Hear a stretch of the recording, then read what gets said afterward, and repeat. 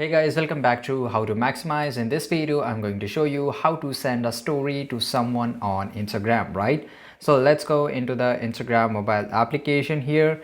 And basically, if you want to send a story, for example, if I want to send the story to anybody, you can see that if I click on the sharing button, I cannot send it, right? So even though if I scroll it a little bit down, I will not get any option where I can send the story. So the only way, if you want to share a story, you can just send it. For example, if I want to set this picture as a story, so the only way you have to take a screenshot. Okay, so I will take here a screenshot, and after that you can just use this screenshot to share this a story. So if you want to make this here your story, you have to just allow the access here, and after that you have to select this picture, right, and just zoom it out, and you can just crop in your gallery, and after that edit it, and you can just share this as a story to someone, right? So this is pretty easy, guys. If you found this video really useful, make sure to like this video, subscribe our channel, and see you guys in the next video.